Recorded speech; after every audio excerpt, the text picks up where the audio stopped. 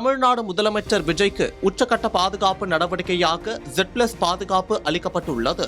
தேசிய கமாண்டோ படை வீரர்கள் உள்ளிட்ட 55 பேர் அடங்கிய குழுவின் Z+ பாதுகாப்பு வழங்கப்பட்டுள்ளது.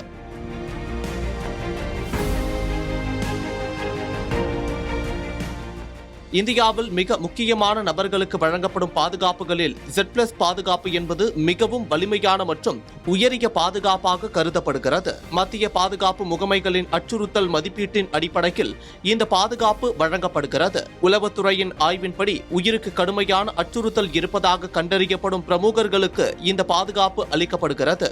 நாட்டின் பிரதமர், மத்திய உள்துறை அமைச்சர், மாநில முதலமைச்சர்கள் மற்றும் முக்கிய மத்திய அமைச்சர்கள், உச்சநீதிமன்ற நீதிபதிகள் மற்றும் உயர் பதவியில் இருக்கும் முக்கிய அரசு அதிகாரிகள் ஆகிய நபர்களுக்கு வழங்கப்படுகிறது. தீவிரவாத அச்சுறுத்தல் அல்லது குறிப்பிட்ட அமைப்புகளால் உயிருக்கு ஆபத்து உள்ளதாக உளவுத்துறை அடையாளம் காணும் நபர்களுக்கு இப்பாதுகாப்பு வழங்கப்படும். தற்போது மத்திய அரசின் பட்டியலில் சுமார் 40 நபர்களுக்கு Z+ பாதுகாப்பு வழங்கப்பட்டு வருகிறது. பாதுகாப்பு காரணங்களுக்காக இந்த முழு பட்டியலை அரசு பொதுவெளியில் வெளியிடுவதில்லை. Z+ பாதுகாப்பின் கீழ் வரும் ஒரு நபருக்கு மிக விரிவான பாதுகாப்பு வளையம் அமைக்கப்படுகிறது.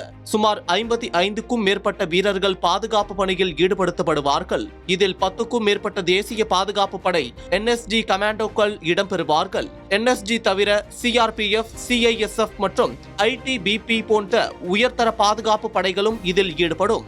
24 மணி நேரமும் குண்டு துளைக்காத வாகனங்கள் மற்றும் பாதுகாப்பு வாகனங்களின் அணிவகுப்பு வழங்கப்படும். Z+ பாதுகாப்பு தமிழகத்தை பொறுத்தவரை அரசியல் சூழல் மற்றும் அச்சுறுத்தல்களை பொறுத்து முக்கிய தலைவர்களுக்கு இந்த பாதுகாப்பு வழங்கப்படுகிறது. குறிப்பிட்ட காலங்களில் முன்னாள் முதலமைச்சர்களுக்கும் இந்த உயரிய பாதுகாப்பு வழங்கப்பட்டுள்ளது. இந்த பாதுகாப்பு ஒருமுறை வழங்கப்பட்டால் அது நிரந்தரமானது அல்ல. மத்திய பாதுகாப்பு முகமைகள் அவ்வப்போது நிலவும் சூழலை ஆய்வு செய்து அச்சுறுத்தல் குறைந்திருந்தால் பாதுகாப்பை குறைக்கவும், அச்சுறுத்தல் அதிகரித்திருந்தால் பாதுகாப்பை நீட்டிக்கவும் அல்லது மாற்றியமைக்கவும் செய்யும்.